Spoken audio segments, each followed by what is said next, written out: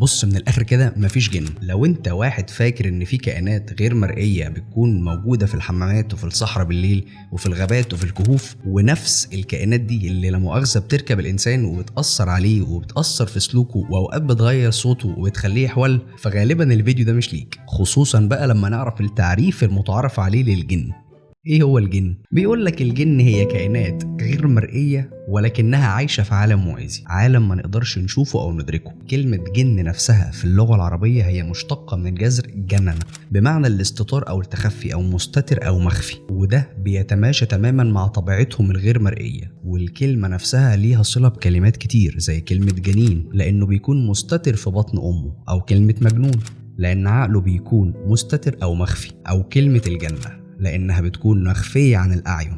بص بعيدا عن العك الكتير وإن مفيش حد عارف يعني إيه جن أو مفيش تعريف واضح وصريح ومفهوم يعني إيه جن، إلا إن الموضوع ده قديم جدا، قديم لدرجة إنه كان موجود في رموز ما قبل التاريخ. في بعض الكهوف القديمة في فرنسا وأسبانيا لقوا رسومات غريبة لأشكال غير بشرية، واللي منهم كان ليه قرون واللي منها كان ليه أجنحة. المهم إنها ليها صفات البشر ولكنها مختلفة تماما. يعني هو ممكن يكون بني آدم بس تلاقي دماغه كده دماغ أي كائن تاني، أو يكون دماغ بني آدم بس تلاقي مثلا حاجة تانية، أو في أقدم معبد معروف في العالم وفي نقوش ورموز غريبة يعتقد إنها بتمثل كائنات غير بشرية أو كائنات خارقة للطبيعة، وده يعتبر أقدم جذور الإيمان بالجن. بص عشان نتفق بس على حاجة، لما بنقول جن احنا نقصد كائن محدش شايفه محدش بيحس بيه، والكائن ده خارق ويقدر يعمل حاجات كتير فشخ ومحدش يقدر يتوقعه ومفيش من أمه اتنين. ونروح للحضارة البابلية اللي كان الجن محور رئيسي جدا في الثقافة البابلية القديمة، لدرجة انه حصل تعاقد بين الملك النمرود وقتها والشيطان، وده كان أول تحالف أو تعاقد بين الإنس والجن، اللي هو الجن جاله وقال له احنا هنعمل تعاقد تسلمني روحك وهيكون ليك ملك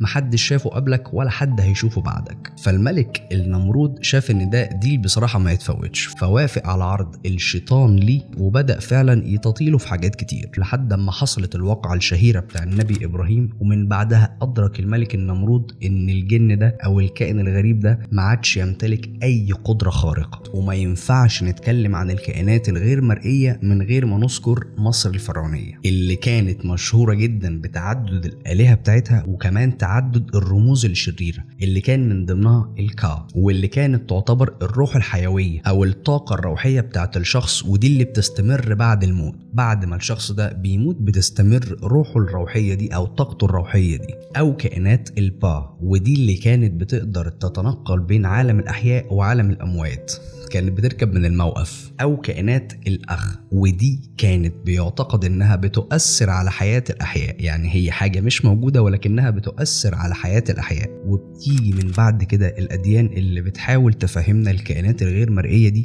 شكلها عامل إزاي وإزاي بيكون سلوكها. فيقال إنها مخلوقة من نار صافية، نار متحركة، على عكس البشر المخلوقين من طين. وبدأ كمان يكون فيها تصنيفات، يعني مش بس في كائنات غير مرئية، لا ده كمان إحنا هنصنفها من حيث الجنس ومن حيث الدين ومن حيث العمر ومن حيث كل حاجة. يعني في العفاريت ودول عندهم قوة شر كبيرة جدا ومحدش يقدر يقف قدامهم، واي حد هيقف قدامهم لا مؤاخذة هياخد عليها. وفي المارد، وده بيكون اشدهم عند، بيكون عنيد كده، ما فيش حاجة تعدي منه، لا هو هيمشي عكسك، انت قول لي يمين هو هيمشي شمال لانه عنيد.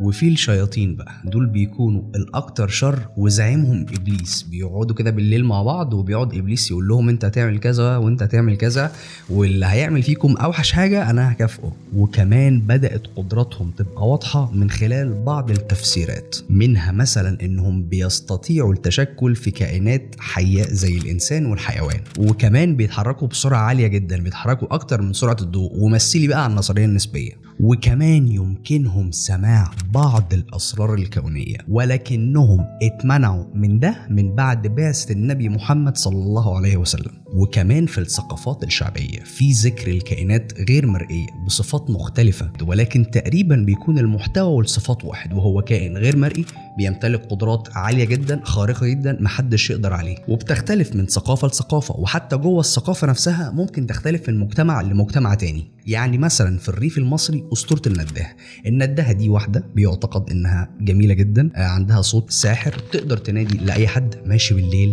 لوحده في مكان ضلمة، تقوم تنده باسمه. فهو ينجذب لصوتها ويروح لمصدر الصوت، واول ما يروح للبنت الحلوه دي هو بيشوفها فعلا حلوه جدا وجميله جدا وجذابه جدا، فبيقرب منها اعتقادا منه لاي حاجه هتحصل. واول ما يقرب تتحول بقى لشطانه، واول ما تتحول لشطانه بتبدا تسرقه عندهم. معرفش الحقيقه عندهم فين، بس هو بتسرقه عندهم. الاسطوره بتقول كده، وبتخليه يتجوزها بالعافيه، ولو حاول يرجع او عارضهم او عصاهم او عصى اوامرهم بيبداوا يقتلوه. بص، هو مفيش اتنين سمعوا النداهة في نفس الوقت، والنداهة دي او البنت الجميلة دي ما بتظهرش غير بالليل، وبتكون جنب الترع والمصارف، وبتظهر للرجالة بس. ولو حصل وحد اتنده النداهة ندت له يعني ورجع، فغالبا بيرجع مش طبيعي، بيفقد عقله تماما. بص، بغض النظر عن صدق الروايات اللي بتتقال، الا ان الموضوع ده ممكن يكون بيحصل بشكل او باخر. يعني ممكن يكون اوهام مثلا بسبب الخوف من الوحده، ده غير انه ممكن يكون ليه تفسير علمي. ممكن يكون حاجه اسمها السراب الصوتي، وده ان الاصوات بالليل بتبدا تتحرك لمسافات طويله جدا، حتى لو الصوت ده جاي من مكان بعيد ولكنه بيكون مسموع على اساس انه قريب. عمرك بقى كنت نايم وصحيت لقيت نفسك متكتف؟ ده اللي اسمه شلل النوم، اللي بيقولوا عليه الجاثوم. وده لما بيحصل لصاحبه بيحس انه مشلول في السرير، مش قادر يقوم ولا حتى يتحرك ولا يتكلم، مع كمان احساسه بخوف شديد جدا. ولكن دي حالة علمية بحتة. اللي بيحصل في شلل النوم ان بيبدأ المخ يصحى قبل الجسم في مرحلة اسمها الريم سليب، يعني العقل بيصحى ولكن الجسم لسه بيكون في حالة نوم، فالشخص بيكون واعي تماما ولكنه مش قادر يتحرك. بتيجي كمان بالتزامن مع الحالة دي هلاوس، احساس بكائن غريب موجود حواليك في الاوضه وانت مش شايفه، او اوقات بتشوفه لما تحس بتقل على صدرك، بتشوفه قاعد على صدرك. احساس باصوات قريبه جدا زي اصوات همسات او انفاس قريبه جدا منك. المرحله دي من النوم طبيعي جدا يجي معاها هلاوس، وده متفسر بشكل مفصل في علم النفس. او الباشا الكبير بقى، القرين يعتقد انه كائن موجود لكل انسان، بيكون انت مش شايفه ولكن هو شايفك، وبيكون نفسك الأمارة بالسوء دايما بيحاول يوسوس لك بالحاجات الوحشة وكأنه النسخة الشريرة منك. ده غير بقى ضيف عليها بعض الحاجات وبعض التأويلات.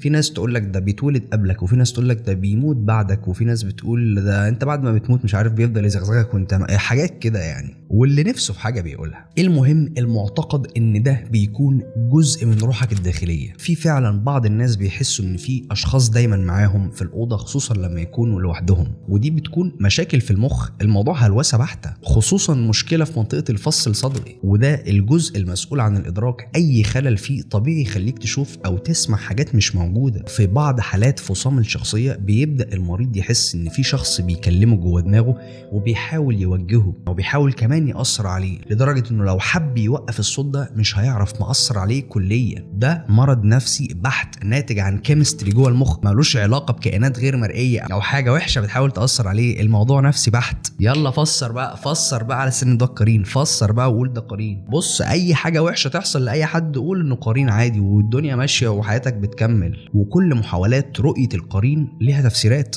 زي ما بنسمع ان في ناس بتحاول تشوفه بطقوس معينه او تتواصل حتى معاه عن طريق مثلا التحديق في المرايه. هات مرايه، وخصوصا بقى لو مرايه الحمام، ادخل الحمام، خد معاك بقى شمعه وطفي النور وابدا بص للمرايه وقت طويل، هتشوف قرينك. الطقوس دي بالشكل ده بالنية دي، ده ممكن يأثر على نفسيتك ويوجه مخك انه فعلا ممكن يشوف حاجة. ده ملوش علاقة بالطقوس اللي انت عملتها دي خالص، وده مش معناه ان في قرين، ده معناه ان انت اقنعت نفسك بحاجة، فبسبب التأثيرات النفسية لكل الظروف دي هيأ لك ان فعلا في حاجة. خصوصا ان كل الطقوس دي ليها روحانيات سلبية.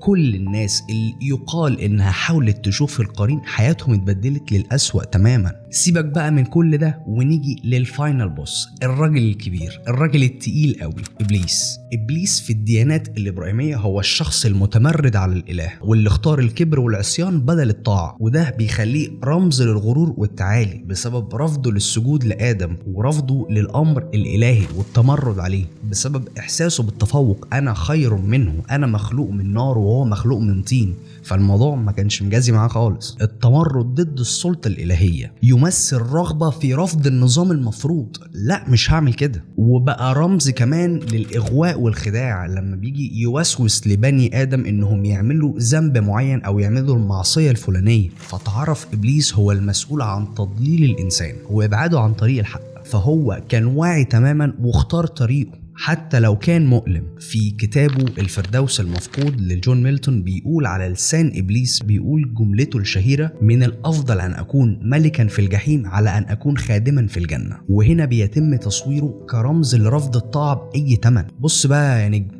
كل الكلام ده مفيش اي دليل عليه. كل الكائنات اللي بيدعي انها موجوده وانها بتمتلك قدرات خارقه وقادره تعمل وتاثر على حياه البشر، وكمان محدش يقدر يشوفها او يتواصل معاها غير بطرق معينه او بظروف معينه او بطقوس معينه، مفيش اي دليل على الكلام ده غير انها كانت محاوله بسيطه وفاشله لفهم بعض التصورات او بعض النظريات او بعض الظواهر اللي محدش كان عارف لها تفسير. يعني زمان لما شافوا البرق وما كانوش عارفين له تفسير، قالوا انه الاله زيوس بيعمل كده لما بيكون غاضب ومش عارف ايه، فالمخ بيحب يريح نفسه. اي حاجه مش لاقي لها تفسير يحط لها لازم يلاقي اجابه، هو يفسرها، ويا سلام بقى يحط لها كده كام حاجه اضافيه، وكله بيوجب. افتراض كائن غير مرئي ولكنه بيمتلك صفات خارقه، دي كانت فكره ضروريه جدا لاستمرار الجنس البشري. يعني كان من الافضل انهم فعلا يفترضوا كائنات غير مرئيه علشان يلاقوا اجابات على اسئلتهم ويقدر الجنس البشري يكمل. ده غير كمان احساسهم بالسيطره على الطبيعه. ما انا فاهم ده معناه ان انا مسيطر على الطبيعه، معنى ان انا فاهم ان في كائن غير مرئي ورا الموضوع ده، قشطه انا كده فاهم الطبيعه. اللي بعده اي حاجه مش مفهومه جن، الموضوع خلص. وكانت كمان ضرورية لشعور الكائن البدائي البسيط بالأمان. ما انت حط نفسك مكانه برضه، لا في لا علم ولا فن ولا ثقافة ولا أي حاجة تعلمك أي حاجة. انت مولود في الغابة، شايف ظواهر غريبة بتحصل، شايف شمس عمالة تطلع وقمر بيطلع بالليل وفي برق وفي رعد وفي بحر وفي صحراء وفي رملة. الرملة دي اللي جابها هنا؟ مستوى وعيهم وقتها مثلا تساوي مستوى وعي ديلر دلوقتي. قول أي حاجة يا باشا وهتعدي. نيجي بقى للشخص اللي هيقولك بس على فكرة الجن ده موجود في بعد آخر محدش يقدر يدركه، وإن في حاجات المخ ما يقدرش يوصل لها. أنا فاهم، أنا عارف. أحب أقولك إن ده برضو مش علمي ومفيش أي دليل عليه، لأننا بشكل علمي أدركنا إن في أبعاد تانية غير الأبعاد بتاعتنا، ولكن الأبعاد دي ما بتتفاعلش مع بعض. يعني أي حاجة خارج الأبعاد بتاعتنا مستحيل تتفاعل مع الحاجات اللي موجودة في البعد بتاعنا، وده ملهوش علاقة بالجن اللي راكب جوز خالتك. كل الجسيمات على الكوانتم ليفل بتتصرف بشكل غير منطقي وغير محدد، ولكن ده بنقدر نتنبأ بيه بمعادلات. يعني الموضوع برضو محكوم وعلى الأقل مفهوم. لكن تيجي تقول لي ابعاد تانية ومش موجود، واول اللي يجي يقول لك دي اطياف غير مرئيه.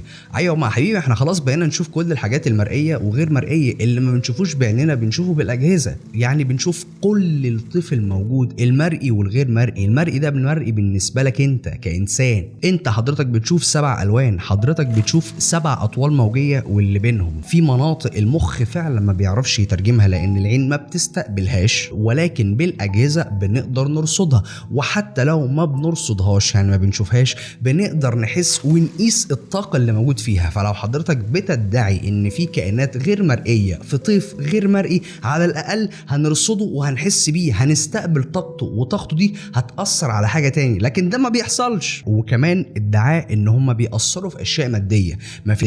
ما فيش حاجة بتأثر في مادة غير لما تكون مادة لا يؤثر على الكتلة الا الكتلة. يعني الجن ما هو مش طاقة وفي نفس الوقت هو مش كتلة. وكمان احنا عرفنا ان الطاقة والكتلة هما في الحقيقة حاجة واحدة. فين الجن في المعادلة؟ مفيش اي دليل علمي على كائنات غير مرئية اسمهم الجن. وكل الظواهر اللي بتنسب للجن فبيكون ليها تفسيرات نفسية وعلمية. يعني جوز خالتك المركوب ده عنده مرض نفسي، ومرض النفس ده مدون من ضمن الامراض النفسية، وعارفين اعراضه وعارفين كمان علاجه. يعني بمنظور علمي وحسب قوانين الفيزياء مفيش جن. بالنسبة بقى للنصوص الدينية، ممكن يكون في كائنات اسمها الجن عاشت فترة صغيرة، فترة الملك سليمان سخرها ربنا لخدمته، لكنها معجزة وانتهت زي باقي المعجزات. يعني خدت وقتها وانتهت، معجزة زي أي معجزة. ده مش معناه ان هي لسه موجودة او جوز خالتك المركوب ده في حد بيلعب له. كل الكائنات الغير مرئية كان أمر ضروري جدا لاستمرار الحياة بتاعت البشر. وجود قوة خفية موسوسة للأفكار الشريرة، وكمان وسيلة لتبرير بعض السلوكيات. بص، العقل البشري بيكون ولع جدا بالتفسيرات الغير منطقية والغير مفهومة. هو المخ بيتكيف، بيفرز شلالات دوبامين أول ما نلاقي حاجة غامضة بنحب يفسرها. المخ بيحب كده، وكمان ما بيحبش حاجة مجهولة، بيخاف من المجهول. فأي حاجة مجهولة اديها واحدة ستيكر جن وخلاص الموضوع انتهى. المجهول سكسي أكتر من الواضح. المخ بيشتغل بالطريقة دي. المخ بيحب الحاجات اللي فيها تحدي. عشان كده احنا بنحب افلام الرعب. انت بتحس باثاره غريبه مجرد مشاهدتك لفيلم رعب حتى لو انت خايف. الادرينالين اللي بيطلع في جسمك ده بيطلع معاه شلالات من هرمون الدوبامين، فالمخ بيتكيف. فمش علشان حضرتك تكيف تفشخ لنا قوانين الفيزياء. بص يا صديقي، اي حاجه موجوده بيكون ليها طاقه او كتله، والاتنين بنعرف نقيسهم. سواء كانت كتله هنعرف نقيسها ماده يعني، ولو طاقه برضو كمان هنعرف نقيسها. والحاجه لو ملهاش طاقه بكل بساطه هي مش موجوده. مفيش بقى ابعاد تانية. والقصه اللي في دماغك دي مفيش بقى ابعاد تانية ومش عارف ايه، والمخ ما يقدرش يدرك. فكك من الاسطوانه دي عشان الكلام ده مش علمي. هنتكلم بشكل علمي. مفيش جن، والعلم لما بيتكلم كله يسكت ويقعد يسمع وبس كده. سلام.